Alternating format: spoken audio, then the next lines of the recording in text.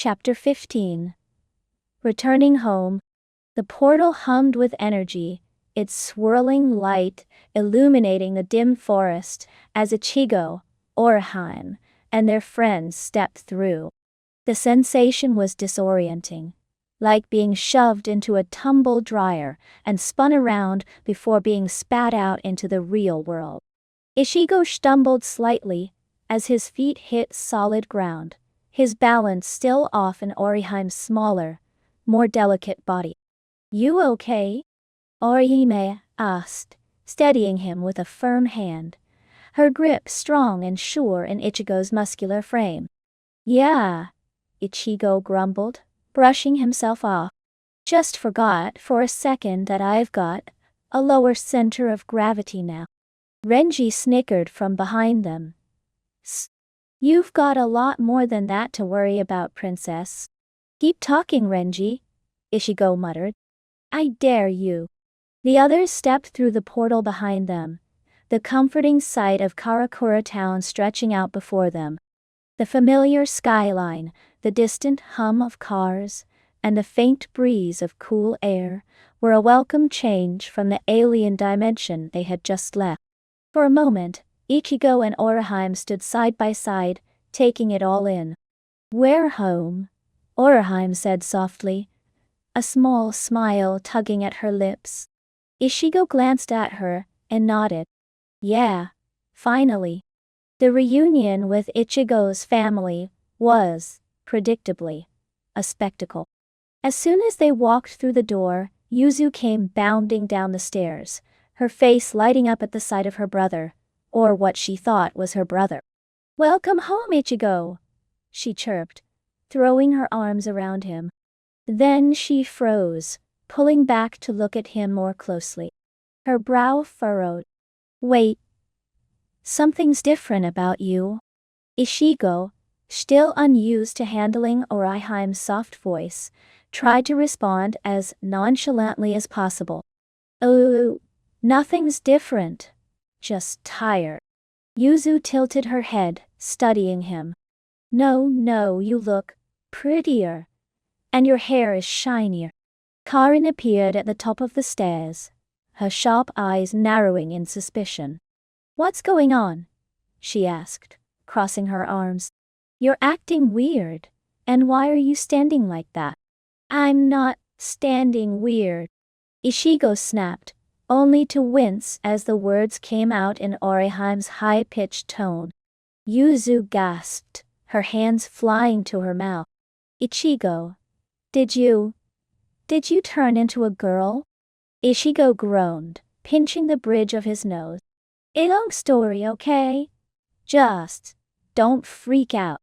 Yuzu, however, was already spinning in circles with excitement. "This is amazing. You're so pretty now. Can I braid your hair?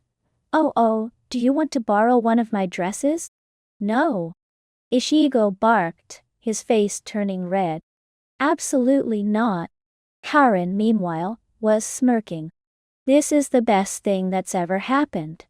I can't wait to tell Dad." Before Ichigo could protest, Kurosaki burst into the room with his usual dramatic flair, striking a ridiculous pose in the doorway. "My beloved son has returned," he declared, his arms spread wide. "Come and embrace your father." He froze mid-step, his eyes landing on Ichigo. For a moment, there was silence.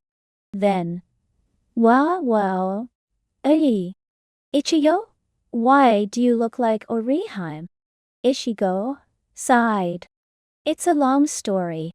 Meanwhile, Orihime, still in Ichigo's body, had decided to check in with her own friends. Tatsuki, of course, was the first to notice something was off. "Okay, I don't know what kind of prank this is," Tatsuki said, arms crossed as she glared at Orihime. "But why does Ichigo look like you, and why are you standing there like some kind of linebacker?" "It's not a prank," Orihime said quickly, her voice deep and unfamiliar. She held her hands up defensively, realizing too late how intimidating the gesture looked, with Ichigo's large, calloused hands. Tatsuki raised an eyebrow. Start talking. Now. Orihime launched into the explanation, stumbling over her words as she tried to condense weeks of bizarre events into a coherent story. By the time she finished, Tatsuki was staring at her with a mix of disbelief and exasperation. So let me get this straight, Tatsuki said slowly. You got attacked by some weird creature, swapped bodies with Ichigo, and now you've decided to just stay like this? Orihime nodded sheepishly. Oh.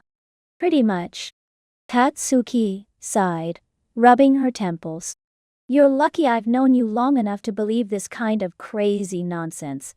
But seriously, Orihime, what the hell? It's not so bad. Orihime said, flexing her arms. Look how strong I am. She grabbed a nearby vending machine and lifted it effortlessly, holding it over her head with one hand. Put that before you cause a scene, Tatsuki hissed, looking around frantically. Orihime set the vending machine down, grinning sheepishly. Sorry, I got carried away. Despite the initial chaos, life slowly began to settle into a new routine. Ichigo found himself navigating Orihime's daily life, which turned out to be far more challenging than Hyde anticipated. For starters, her schoolwork was a nightmare. Wait, this is your homework? Ichigo muttered, staring at a colorful sheet of math problems, filled with doodles of flowers and smiling suns. How do you even concentrate with all this glitter? Orihime, meanwhile, was thriving in Ichigo's body. She had taken to combat training with surprising enthusiasm, her natural creativity shining through in her fighting style. During a sparring session with Renji, she managed to catch him off guard with an improvised move that sent him sprawling. Whoa! Renji said, sitting up and rubbing the back of his head. Where'd you learn that? Orihime beamed, holding out a hand to help him up. I just thought it might work. Renji shook his head, grinning. Man, Ichigo's got nothing on you. As the days passed, Ichigo and Orihime found themselves growing more comfortable in their swapped role. One evening, Ichigo sat at the kitchen table, watching Yuzu braid his hair with a resigned expression. I can't believe I let you talk me into this, he muttered. Yuzu giggled, tying off the braid with a pink ribbon. You look so cute, Ichigo. You should wear your hair like this all the time. Not happening, Ichigo said flatly, though he didn't pull away. Meanwhile, Orihime had taken over Ichigo's usual patrols, her confidence in his body growing with each passing day.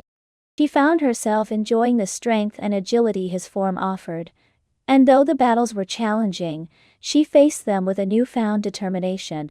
One night, after a particularly tough fight, she returned to the Kurosaki clinic and found Ichigo waiting for her on the porch. Row night? He asked, handing her a bottle of water. Orihime smiled, accepting it gratefully. A little? But I'm getting better. Ichigo nodded, his expression softening. You're doing great, Orihime. Better than I ever expected. She blushed, looking down at the water bottle. Thanks, Ichigo. That means a lot. As the days turned into weeks, Ichigo and Orihime continued to navigate their swapped lives, finding humor and strength in the challenges they faced. Though their situation was far from normal, they had each other, and that, they realized, was more than enough. For now, at least, they were exactly where they needed to be.